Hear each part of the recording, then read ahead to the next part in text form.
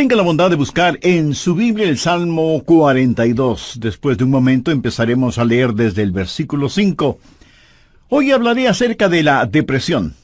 Cómo levantarse cuando está caído espiritual y emocionalmente, y usted cree que no puede levantarse. Recuerde, lo que voy a compartir con usted nada tiene que ver con caídas físicas. Estas le pondrán magulladuras en el cuerpo, moretones, y en el peor de los casos, algún hueso roto. Pero las caídas espirituales y emocionales tienen connotaciones mucho más importantes. Y no me referiré necesariamente o exclusivamente a eso de no sentirse bien frente a ciertas cosas o cuando enfrenta ciertas situaciones. Alguien le preguntó a una señora: ¿qué hace usted cuando se encuentra en un basurero emocional? Y ella contestó: pues para olvidarme del asunto, voy y me compro un sombrero. Su esposo, al escuchar decir eso, hizo el siguiente comentario: ahora me explico por qué tus sombreros son tan raros. Hay ocasiones en que nos desanimamos cuando no estamos felices acerca de algo o de alguien, o cuando perdemos el trabajo o tenemos un accidente de tránsito, o cuando alguien nos dice algo negativo sobre nosotros. Pero no me refiero a esto. Hablo de la depresión, ese profundo sentimiento de desesperación que a veces puede convertirse en algo terrible y horrible. Es un asunto que envía gente a los hospitales o causa que las personas simplemente desaparezcan de su círculo social. En ocasiones, cuando nos sentimos mal, es como si estuviéramos en una tormenta. Llega y se va. Pero la depresión es como una neblina que está constantemente presente, bloqueando el sol que trata de llegar a nuestras vidas. Y quiero que piense conmigo primero en lo que voy a llamar el serio problema de la depresión. Ahora sí, veamos el Salmo 42:5. ¿Por qué te abates, oh alma mía, y te turbas dentro de mí? El rey David escribió estas palabras, y él estaba deprimido, y estaba hablando consigo mismo. Hago un breve paréntesis aquí para informarle que el Instituto Nacional de Salud Mental reportó que la depresión es, tristemente, un negocio de más de $1 billón anuales. O sea, lo que la gente gasta para ser tratada de depresión.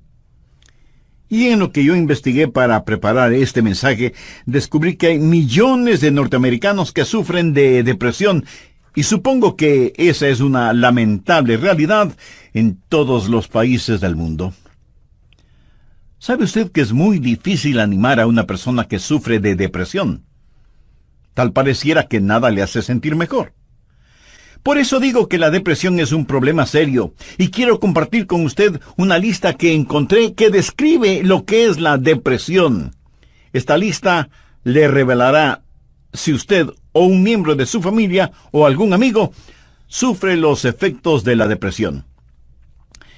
La depresión es un sentimiento de pasividad y apatía, un continuo estado de tristeza, una actitud de que nada está bien, o peor aún, nada vale la pena.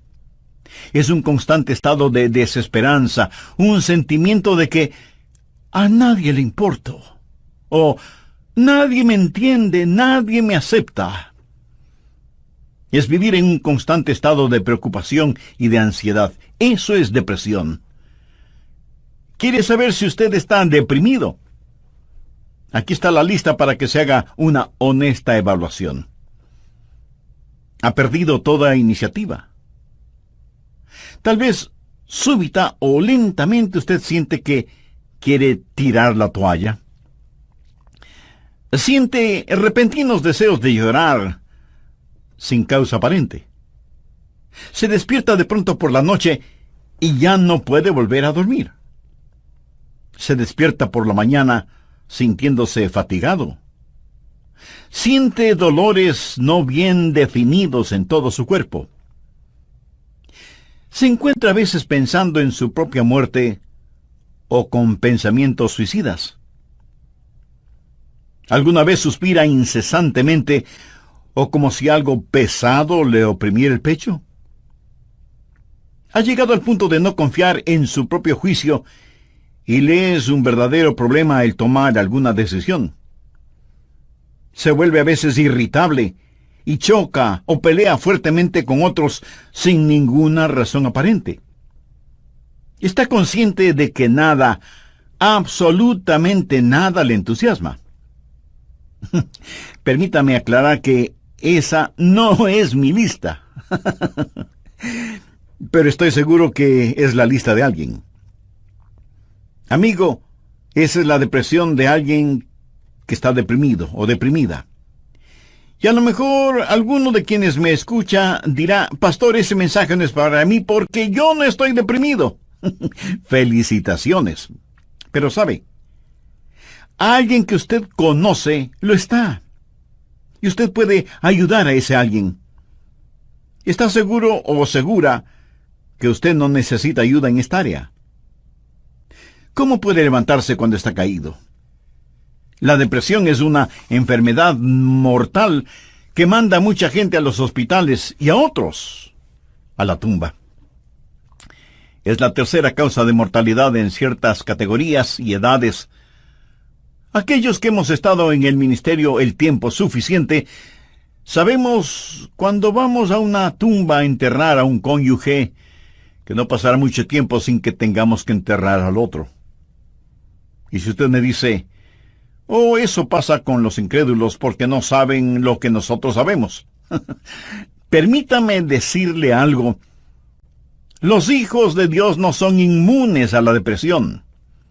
Moisés, ese gran líder del pueblo de Dios, experimentó tal estado de depresión que le pidió a Dios que lo matara. Jonás, poderoso profeta de Dios, también le pidió a Dios que le quitara la vida. Y Elías, sentado bajo la sombra del árbol, deseaba más bien estar muerto. El apóstol Pablo habla de sí mismo y su estado de depresión o de desesperación por estar vivo. Y Juan el Bautista estuvo en un calabozo. No una mazmorra literal, sino en un calabozo de desesperación. Juan el Bautista, el heraldo del Señor Jesucristo, llegó a dudar si Jesús era el Mesías. Y en las páginas de la historia encontramos que grandes hombres sufrieron depresión. Quienes predicamos la palabra de Dios, pensamos que Carlos Spurgeon fue uno de los más grandes predicadores que han existido. Pero este gran hombre lleno de viveza y calor humano tuvo períodos de depresión. Y en el área de la política, Winston Churchill fue el gran estadista que tuvo que dirigir Inglaterra durante la Segunda Guerra Mundial. Indiscutible líder, a veces tenía ataques de depresión tan grandes que no atendía a nadie en su oficina.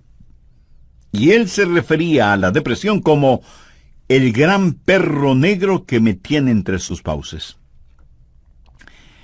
Cuando el rey David en el Salmo 42:5 dice, ¿por qué te abates, oh alma mía, y te turbas dentro de mí? Exteriormente, cuando esto sucedió, él tenía la razón de estar deprimido.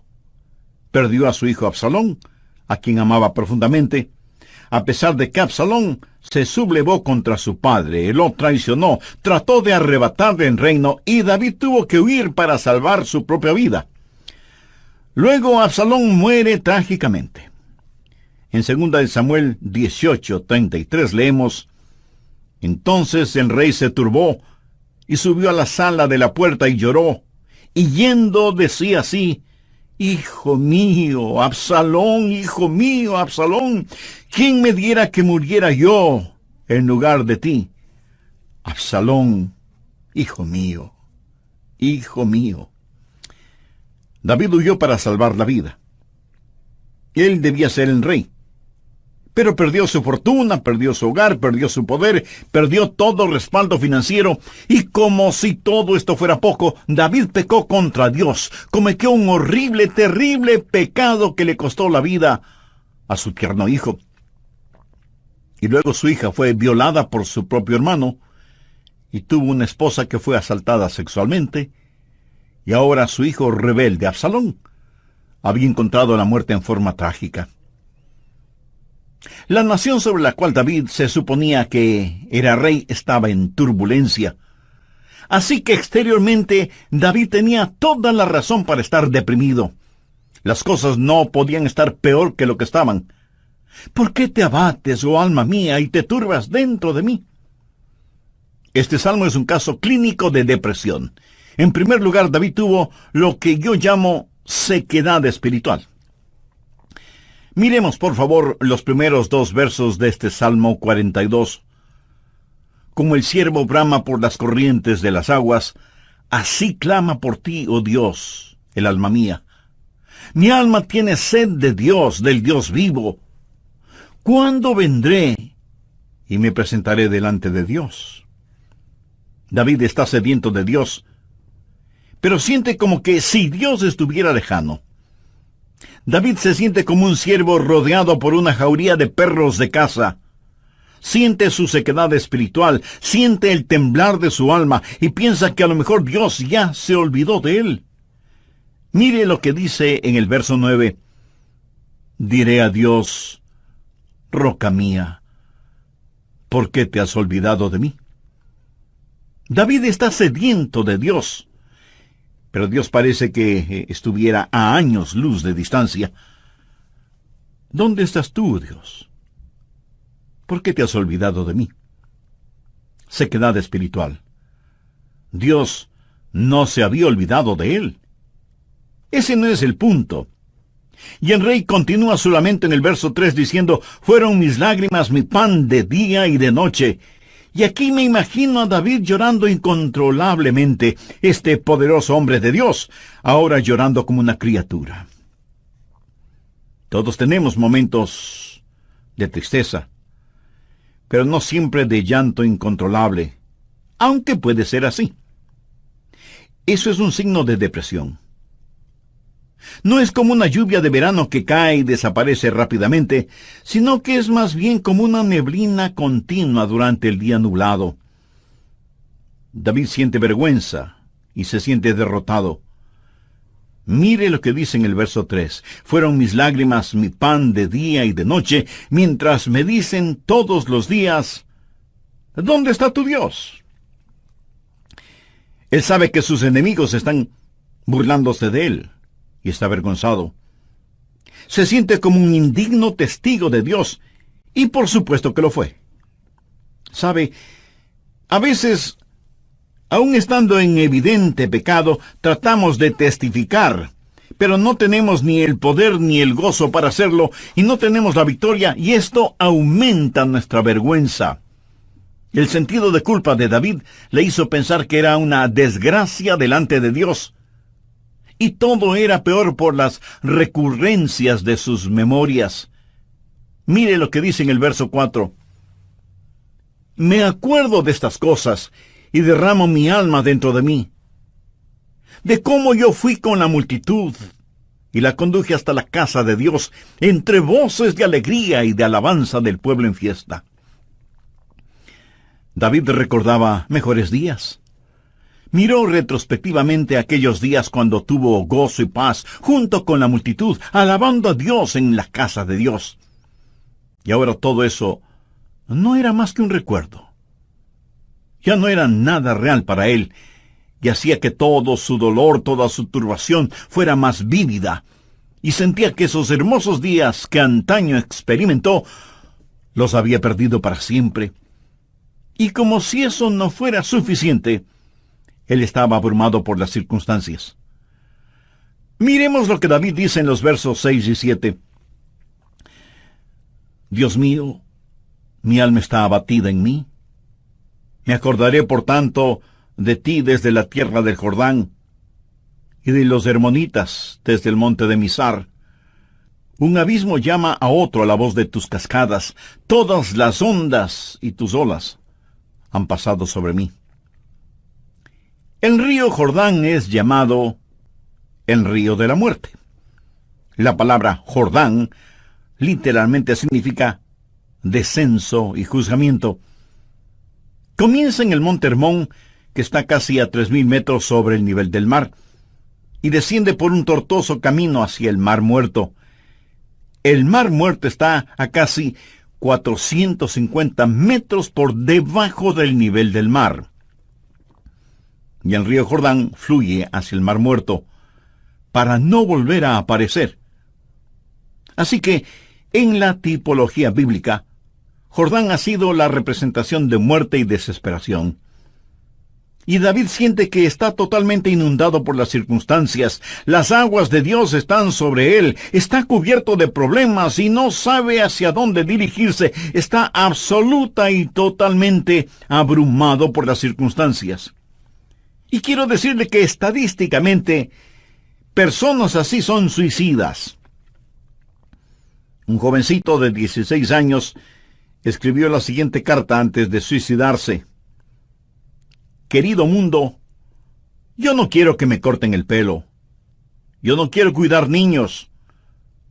Yo no quiero ir a ver a Gina mañana en el colegio. Yo no quiero hacer mis deberes de biología, de inglés, de historia, ni de ninguna otra materia.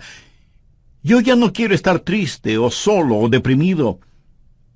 No deseo comer, ni beber, ni conversar, ni dormir, ni respirar. Sencillamente ya no quiero vivir. Papá, mamá, no es culpa de ustedes. Solo que no me siento libre, me siento enfermo, triste y solo, aunque esté rodeado de mis padres, hermanos, compañeros y amigos. Eso, mi amigo, es depresión y es muy, pero muy triste. La depresión es un serio problema.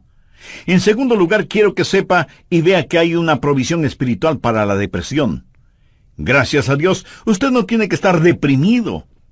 Dios ha hecho provisión para usted, para mí, para nuestras familias y para nuestros amigos, para todos aquellos que sufren depresión. Primero, usted tiene que mirarse interiormente y analizar su corazón. Veamos el Salmo 42, los versos del 5 al 7. ¿Por qué te abates, oh alma mía, y te turbas dentro de mí? Espera en Dios, porque aún he de alabarle, salvación mía y roca mía, Dios mío, mi alma está abatida en mí. Me acordaré por tanto de ti desde la tierra del Jordán, y de los hermonitas desde el monte de Mizar. Un abismo llama a otro a la voz de tus cascadas, todas tus ondas y tus olas han pasado sobre mí. Pero ahora quiero que note en forma particular que David comienza a hablar consigo mismo. Y si usted me pregunta si uno puede hablar con uno mismo, pues le diré que sí, David lo hizo. Y no me diga que usted nunca ha hablado con usted mismo, porque francamente no se lo voy a creer. Porque todos lo hacemos, consciente o inconscientemente. Note que David está hablando con su alma. El alma es el ego que vive dentro de cada uno de nosotros, no es el espíritu. El espíritu es su naturaleza espiritual, su alma es su naturaleza emocional, su mente, sus emociones, su voluntad, y David le habla a su alma. En el próximo programa terminaremos este estudio bíblico sobre la depresión, y espero que esto no lo deprima ahora. Antes de finalizar y sabiendo que la depresión no hace acepción de personas y la sufren santos y pecadores, permítame preguntarle en forma personal, ¿ha depositado su fe en el Señor Jesucristo? ¿A quién recurre cuando está deprimido? Recuerde que la causa de la depresión puede ser externa, pero la solución es interna, íntima, personal. Si usted aún no tiene a Jesús en su corazón, puede hacerlo este mismo momento. Ore con sus propias palabras de la siguiente manera. Señor Jesús, sé que eres el Hijo de Dios, que fuiste a la cruz para pagar la culpa de mis pecados, y que Dios te resucitó de entre los muertos. Este mismo momento te acepto en mi corazón como de su vida. El Dr. Warren Wiersbe fue un gran maestro bíblico, y él dijo que la vida no es un problema que debe ser resuelto, sino un misterio que debe ser vivido. Eso nos debe recordar siempre que como hijos de Dios no vivimos de explicaciones, sino de promesas. Algunos piensan que de alguna manera Dios les ha olvidado o que Dios les ha fallado. No. Dios ni se ha olvidado de usted ni le ha fallado.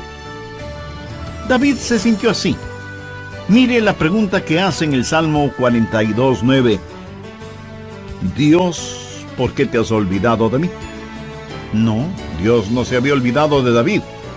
Y si usted me dice, pastor, realmente no entiendo esto, yo le diré que no tiene que entenderlo. Es más, el hecho de que no lo entienda pudiera ser parte del juicio y de la prueba. Dios transformará su calvario en una Pascua y convertirá cada una de sus lágrimas en perlas preciosas. Dios pondrá su hermoso arco iris de su gracia sobre sus pesares y quebrantos. Espere en Dios. En la voz del pastor Lenín de Llanón, el doctor Adrian Rogers concluye la enseñanza: cómo levantarse cuando está caído. Voy a comenzar este programa haciendo un resumen de lo que estudiamos en el programa anterior. Entre otras cosas, dije que hay ocasiones en que nos desanimamos cuando no estamos felices acerca de alguien o de algo, o cuando perdemos el trabajo o tenemos un accidente de tránsito, o cuando alguien dice algo negativo sobre nosotros. Pero no me refiero a esto. Hablo de la depresión. Ese profundo sentimiento de desesperación que a veces puede convertirse en algo terrible y horrible. La depresión es un sentimiento de pasividad y apatía, un continuo estado de tristeza, una actitud de que nada está bien, o peor aún, nada vale la pena.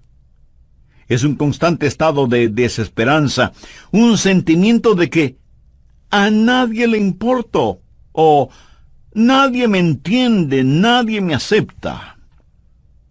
Es vivir en un constante estado de preocupación y de ansiedad. Eso es depresión. ¿Quiere usted saber si está deprimido? Aquí está la lista para que se haga una honesta evaluación. Ha perdido toda iniciativa. Tal vez súbita o lentamente usted siente que quiere tirar la toalla. Siente repentinos deseos de llorar sin causa aparente. Se despierta de noche y ya no puede volver a dormirse. Se despierta por la mañana sintiéndose fatigado. Siente dolores no bien definidos en todo su cuerpo. Se encuentra a veces pensando en la propia muerte, la suya, o con pensamientos suicidas. ¿Alguna vez suspira incesantemente, o como si algo pesado le oprimiera el pecho? Ha llegado al punto de no confiar en su propio juicio y le es un verdadero problema el tomar alguna decisión. Se vuelve a veces irritable y choca o pelea fuertemente con otros sin ninguna razón aparente. Está consciente de que nada, absolutamente nada le entusiasma. Y si usted me dice, eso pasa con los incrédulos porque no saben lo que nosotros sabemos. Permítame decirle algo, los hijos de Dios no son inmunes a la depresión. Moisés, ese gran líder del pueblo de Dios, experimentó tal estado de depresión que le pidió a Dios que lo matara. Jonás, poderoso profeta de Dios, también le pidió a Dios que le quitara la vida. Y Elías, sentado bajo la sombra de un árbol, deseaba más bien estar muerto. El apóstol Pablo habla de sí mismo y su estado de depresión o de desesperación por estar vivo. Y Juan el Bautista estuvo en un calabozo, no una mazmorra literal, sino en un calabozo de desesperación. Juan el Bautista, el heraldo del Señor Jesucristo, llegó a dudar si Jesús era el Mesías. Y en las páginas de la historia encontramos que grandes hombres sufrieron depresión. Quienes predicamos la palabra de Dios pensamos que Carlos Spurgeon fue uno de los más grandes predicadores que ha existido. Pero este gran hombre lleno de viveza y de calor humano tuvo períodos de depresión. Y en el área de la política, Winston Churchill Fue el gran estadista que tuvo que dirigir Inglaterra durante la Segunda Guerra Mundial. Indiscutible líder. A veces tenía ataques de depresión tan grandes que no atendía a nadie en su oficina. Y él se refería a la depresión como el gran perro negro que me tiene entre sus fauces. La nación sobre la cual David se suponía que era rey estaba en turbulencia. Así que exteriormente David tenía toda la razón para estar deprimido. Las cosas no podían estar peor de lo que estaban. ¿Por qué te abates, oh alma mía, y te turbas dentro de mí? Este salmo es un caso clínico de depresión. En primer lugar, David tuvo lo que yo llamo sequedad espiritual. Miremos, por favor, los primeros 2 versos de este Salmo 42. Como el ciervo brama por las corrientes de las aguas, así clama por ti, oh Dios, el alma mía. Mi alma tiene sed de Dios, del Dios vivo. ¿Cuándo vendré y me presentaré delante de Dios? David está sediento de Dios, pero siente como que si Dios estuviera lejano. David se siente como un ciervo rodeado por una jauría de perros de caza, siente su sequedad espiritual, siente el temblar de su alma y piensa que a lo mejor Dios ya se ha olvidado de él. Mire lo que dice en el verso 9, diré a Dios, roca mía, ¿por qué te has olvidado de mí? David está sediento de Dios, pero Dios parece que estuviera a años luz de distancia. ¿Dónde estás tú, oh Dios? ¿Por qué te has olvidado de mí? Sequedad espiritual.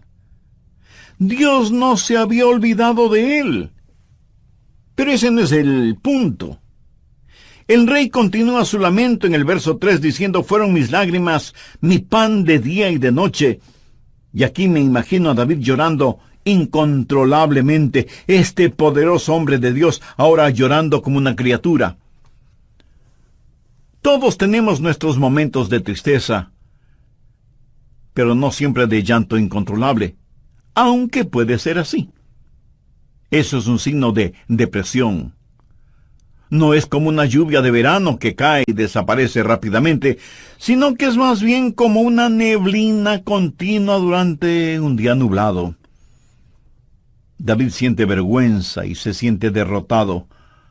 Mire lo que dice en el verso 3. Fueron mis lágrimas mi pan de día y de noche, mientras me dicen todos los días, ¿dónde está tu Dios? ¿Sabía que dentro de usted hay alguien que constantemente le está hablando?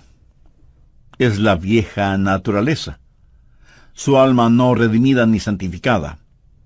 Y su alma le habla y le dice, tienes razón de sentir pena por ti mismo. Nunca lo lograrás. No tienes lo que se requiere. Este es el final. La vida no vale la pena vivirla. Y David responde a su alma y le dice, ¿por qué te abates, oh alma mía? Y este es el momento en que usted toma control, sostiene firmemente a su alma frente a usted, le mira directamente a los ojos y le habla. Eso es lo que David hizo cuando le dijo, alma, ¿por qué te sientes así? Usted tiene que mirarse íntimamente, interiormente, y analizar su corazón. ¿Por qué está deprimido? Yo no estoy diciendo que no tiene razón para estar deprimido. Tal vez alguna persona amada ha fallecido, su cónyuge, un hijo o una hija, un entrañable amigo. Si eso es verdad, entréguele su dolor a Dios, comparta su pena con quienes le aman, y tenga en cuenta que a pesar de cómo se sienta, la vida no ha terminado para usted. Tal vez tiene el corazón destrozado. Alguien a quien amaba profundamente le ha engañado. Tal vez un esposo ha abandonado a su esposa por otra mujer, o a lo mejor una esposa ha dejado a su esposo por otro hombre. Tal vez esté enfrentando el dolor de un noviazgo roto súbita y amargamente. O pudiera ser que los padres no hacen sentir bienvenidos a sus hijos. que se fueron del hogar como las ovejas negras de la familia. Si usted está viviendo estas u otras amargas experiencias, escúcheme. Rehúse el estar rumiando estas cosas una y otra vez. Eso no es bueno. Analice las cosas. Si alguien le ha destrozado el corazón, vea qué es lo que ha aprendido de esa experiencia y comience a buscar y tener nuevas amistades. Tal vez usted ha pecado y está siendo perseguido constantemente por el fantasma de su culpa. ¿Qué debe hacer? Confiese su pecado a Dios. Y si tiene que pedir perdón a alguien, hágalo. Si tiene que restituir algo a alguien, hágalo sin demora de tiempo. Mientras más se demore en hacerlo, más difícil le será el realizarlo. Haga lo que tiene que hacer ya. Y cierre la puerta de ese pasado. Analice, mire su propio corazón y pregúntese, ¿por qué estoy abatido? Pero necesita hacer algo más. No solo un análisis íntimo de su corazón, sino que mirando hacia arriba, reconozca que necesita ayuda una vez que ha identificado el problema. Noten los versos del 7 al 9 lo que David dijo. Un abismo llama a otro a la voz de tus cascadas. Todas tus ondas y tus olas han pasado sobre mí. Pero de día mandará Jehová su misericordia, y de noche su cántico estará conmigo, y mi oración al Dios de mi vida. Diré a Dios, roca mía, ¿por qué te has olvidado de mí? ¿Por qué andaré yo enlutado por la opresión del enemigo? ¿Qué es lo que David está haciendo ahora? Pues mirar hacia arriba. No solo interiormente para ver por qué me siento así, sino mirar hacia Dios y decir, Dios, tú eres mi ayuda y mi esperanza. Tú me cubrirás con tu misericordia. Oh, qué amigo nos es Cristo. Él llevó nuestro dolor. Estoy seguro que alguien me dirá, pastor, lo que yo estoy pasando usted no lo comprende. Mi amigo, ese no es el punto. Cierto, yo no lo comprendo, pero Dios le comprende. Y no solo que le comprende, sino que le ama y quiere cuidar de usted. Él es su ayudador, aun cuando usted no lo entienda. El doctor Warren Wiersbe fue un gran maestro bíblico, y él dijo que la vida no es un problema que debe ser resuelto, sino un misterio que debe ser vivido. Eso nos hace recordar siempre que, como hijos de Dios, no vivimos de explicaciones, sino de promesas. Algunos piensan que de alguna manera Dios les ha olvidado o Dios les ha fallado. No. Dios ni se ha olvidado de usted ni le ha fallado a usted. Pero David se sintió así. Mire la pregunta que hace en el verso 9. Dios, ¿por qué te has olvidado de mí? No, Dios no se había olvidado de David. Y si usted me dice, pastor, realmente no entiendo esto, yo le diré que no tiene que entenderlo. Es más, el hecho de que no lo entienda pudiera ser parte del juicio y de la prueba. El poeta norteamericano Robert Frost, en uno de sus poemas, dijo, era esencial para el juicio que usted no lo entendiera entonces. Tenía que parecer sin significado el tener significado. Esto no tiene ningún significado para usted. Verá, podemos confiar en Dios para cualquier cosa si entendiéramos el porqué. Pero Dios no nos deja entender el porqué todo el tiempo para que podamos conocer el quién y podamos confiar en Él en aquello que no entendemos. Andrew Murray fue un extraordinario hombre de Dios y dijo lo siguiente: en tiempos de problemas, aquellos que confían en Dios deben primero decir, Él me trajo hasta aquí. Es por su voluntad que me encuentro en esta situación. Y Él me mantendrá aquí en su amor y me dará la gracia en este juicio para comportarme como su hijo, Él hará que este juicio sea una bendición, enseñándome las lecciones que Él quiere que aprenda y trabajando bajo su gracia ya concedida. Finalmente, en su tiempo, Él le librará nuevamente. ¿Cómo y cuándo? Bueno, solo Él lo sabe. Así que cuando usted está en dificultades, diga: estoy aquí primero por la voluntad de Dios, segundo bajo su cuidado, tercero bajo su entrenamiento y cuarto en su tiempo. Alguien dijo: Dios es demasiado bueno para no ser bondadoso, demasiado sabio como para cometer errores. Y cuando no podamos ver su mano, podemos confiar en su corazón. Mírese interiormente y analice su corazón. Salmo 42:11. ¿Por qué te abates, oh alma mía? ¿Y por qué te turbas dentro de mí? Espera en Dios, porque aún he de alabarle. Y Dios quiere que le diga a alguien que me esté escuchando este momento, sin que importe cuán difíciles sean las circunstancias, que Dios está con usted. No pierda la esperanza. Dios tiene un futuro lleno de esperanza para usted. David le habló a su alma y le dijo: espera en Dios. Ahora, esperar no significa un deseo vano. Significa una seguridad definitiva basada en la anticipación. Hay solo dos lugares en donde toda esperanza es imposible. El uno es el cielo, porque ya no necesitamos ninguna esperanza, todo será realizado. El otro lugar es el infierno. Si usted muere sin ser salvo, se irá al infierno y quedará fuera de toda esperanza.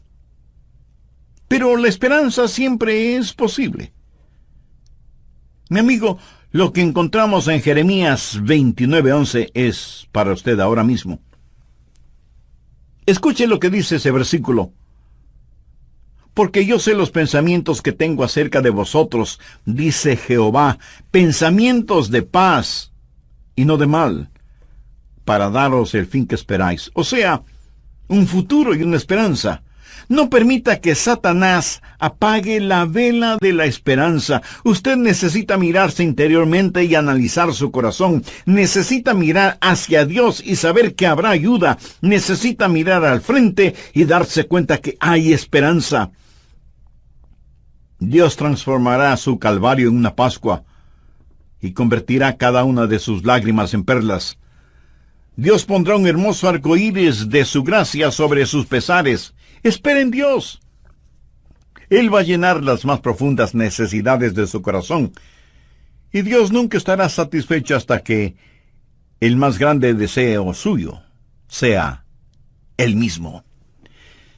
Hemos hablado del serio problema que es la depresión y de la esperanza que hay para usted.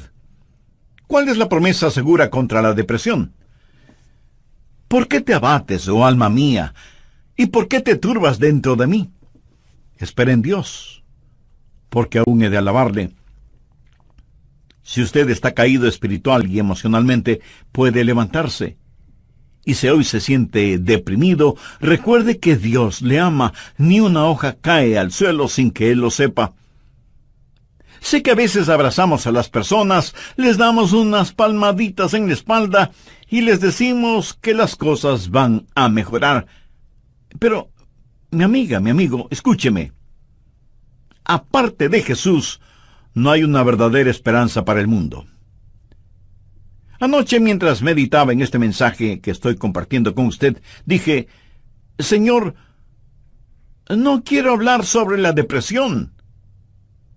Quiero hablar más bien sobre algo feliz o algo realmente animador. Y el Señor me dijo: Adrián, hay alguien que necesita escuchar ese mensaje. Hay muchas personas sufriendo de depresión. Debes entregar ese mensaje.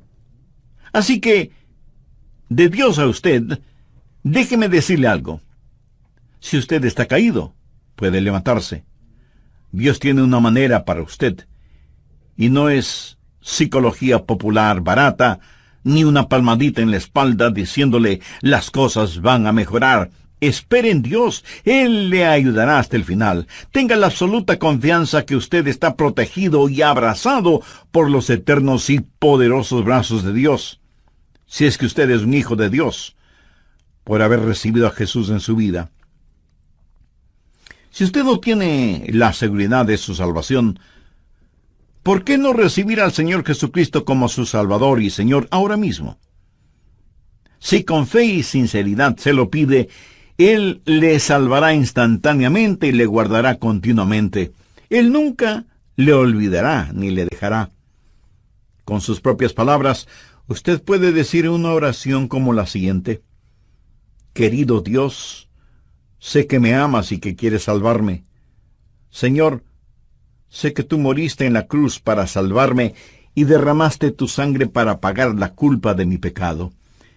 Gracias por amarme de esa manera. Este mismo momento deposito toda mi fe y confianza en ti y te recibo en mi corazón y en mi vida como mi Salvador y mi Señor. Perdona mis pecados. Límpiame. Ayúdame a vivir para ti, porque tú moriste por mí. Lo pido con gratitud en tu santo nombre. Amén.